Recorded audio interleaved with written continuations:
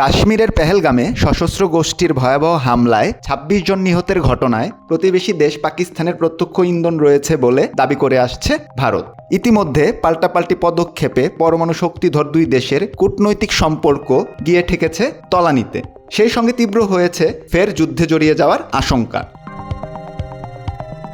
ইতিমধ্যে পাকিস্তান নিয়ন্ত্রিত আজাদ কাশ্মীরের প্রধান নদীতে হঠাৎ করে বেড়ে গেছে পানির প্রবাহ।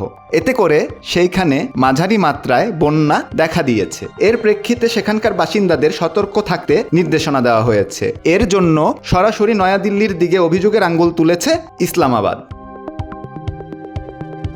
আজাদ কাশ্মীরের রাজধানী মুজাফফরাবাদের বিভাগীয় প্রশাসন শনিবার ২৬শে এপ্রিল এক বিবৃতিতে জানিয়েছে, প্রধান নদী ঝিলামের পানি স্বাভাবিকের চেয়ে বেশি ছাড়ছে ভারত। এতে করে সেখানে হঠাৎ করে বন্যার সৃষ্টি হয়েছে। বিবৃতিতে মুজাফফরাবাদ প্রশাসনের মুখপাত্র বলেন, ঝিলাম নদীতে ভারত স্বাভাবিকের চেয়ে বেশি পানি ছাড়ায় মাঝারি মাত্রায় বন্যার সৃষ্টি হয়েছে।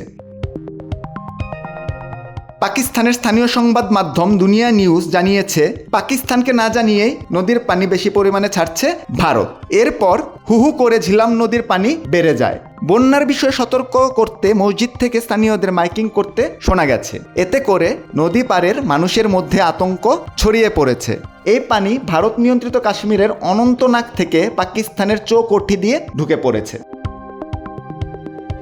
পরমাণু শক্তিধর এই দুই দেশের মধ্যে থাকা সিন্ধু নদের একটি উপনদী হল ঝিলাম। এর আগে পাকিস্তানের সঙ্গে থাকা সিন্ধু নদের পানি চুক্তি স্থগিত করেছে ভারত। দেশটি হুমকি দিয়েছে, পাকিস্তানকে সিন্ধু নদের এক ফোঁটা পানিও দেওয়া হবে না। অপরদিকে পাকিস্তান বলছে, সিন্ধু প্রবাহ আটকানোর চেষ্টা করা হলে এটিকে তারা যুদ্ধের কর্মকাণ্ড হিসেবে বিবেচনা করবে এবং সেই অনুযায়ী ব্যবস্থা নেওয়া হবে।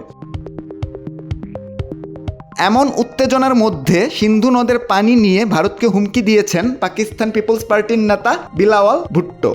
তিনি বলেছেন, সিন্ধু দিয়ে হয় পানি বইবে, না হয় ভারতীয়দের রক্ত। Desk report, the financial express.